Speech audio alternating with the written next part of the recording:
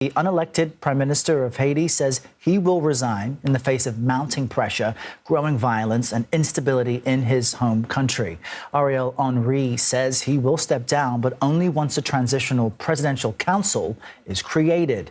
The embattled Prime Minister has been stranded, essentially, in Puerto Rico, unable to re-enter Haiti since last week.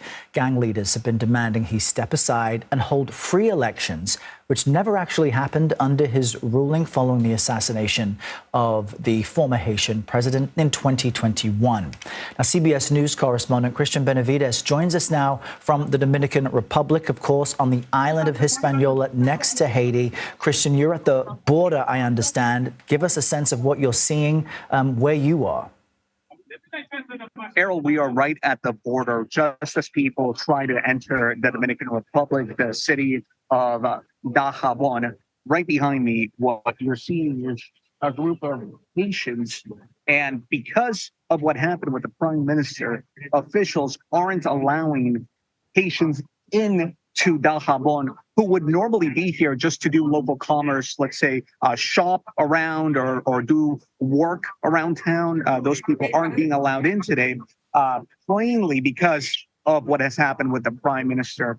Here at this crossing, there have also been groups of Americans who have been coming through here. Earlier today, I spoke to a woman from Argentina, a missionary, who said she'd been in Haiti for 7 years, but it was this crisis that's currently unfolding that got her to leave Haiti and try to get back to her native Argentina. She crossed into the Dominican Republic earlier today, but those are the scenes that are sort of unfolding here.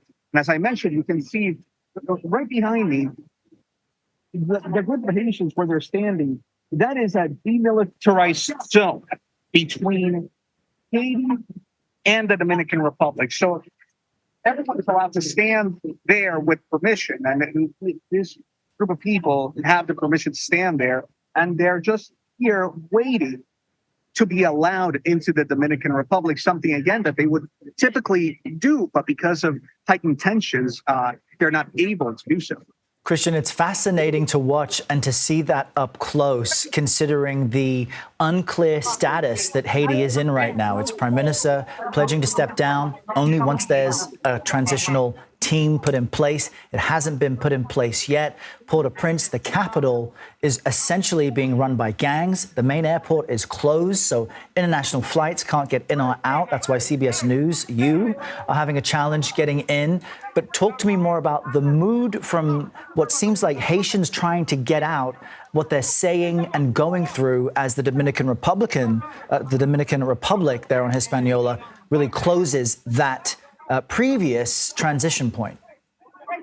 Well, it's quite difficult. As you can imagine, these are desperate people. They are living in conditions where whatever they do in their daily life is controlled by gangs. When you talk about what's happening around Port-au-Prince, 80% of the capital city controlled by gangs. That means that they can come to your home. They can tell you, hey, listen, this is now ours, and you just got to find where to go.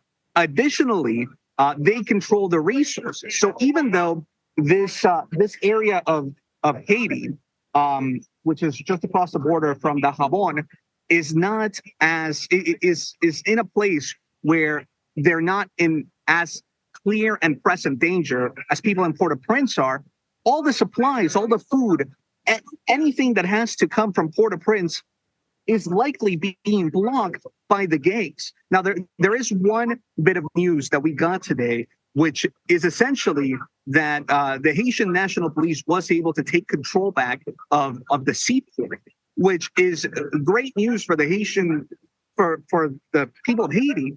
But we have to wonder, where do things stand? Because as of now, there is no clear path of how these things are going to move forward. We heard from the Kenyan police force that they've said that they're backing away from sending 1,000 troops to try to control the situation in Haiti. And but by doing so, they said that they're waiting until this transitional government is put in place. And there's just no set timeline for that. Meantime, there's the human toll of folks who, again, are in a desperate position trying to come into the Dominican Republic, unable to do so because there are days that the border guards are allowing some people in, and other days where they are not. It's an up-close glimpse, Cristian, you're giving us of this moment in time for Haitians who are effectively in limbo. We have a report out of the New York Times saying that Kenya's put a pause on its police deployment to Haiti. That was also meant to calm things down and regain stability.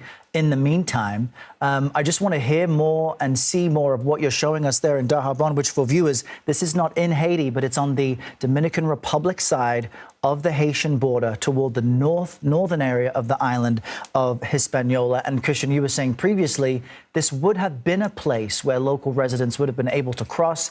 But now, because of the instability and the tensions, things are much different where you are today. Right, that's exactly right. You either need a passport from the Dominican Republic, a U.S. passport, but if you have solely Haitian documents, then you're not able to freely go across. There are days, from what we're understanding from people who are on the ground, that you are able to cross, but because of the current instability, particularly given that the Prime Minister has stepped down, that is why there are a number of people who are waiting here, and they're waiting here because normally they'd be able to cross. You know, border towns in the U.S. are just like that. If you go to El Paso, you have people that are crossing all the time. So the border towns here are exactly the same. The difference today is that people who only have a Haitian passport aren't being allowed in, precisely because of the Prime Minister stepping down, all the instability taking place. And you're absolutely right. The Kenyan police force saying that they're backing away from sending 1,000 troops. That certainly has calmed things down. We've heard that things are calmer in the sense that everyone is in a wait and see moment. Everyone wants to know what's going to happen next. And that's just sort of the reality that is that people are living through. Yeah, it's such an uncertain moment for millions of people, and for those in the country, they can't really get out. And that's why you and your team, for journalists, it's even more challenging to just navigate and get around. But Cristian Benavides, we appreciate you bringing this live report from the border of Haiti with the Dominican Republic. We'll see more of your reporting on the CBS Evening News tonight as well. So we'll connect with you again soon. Cristian, thank you.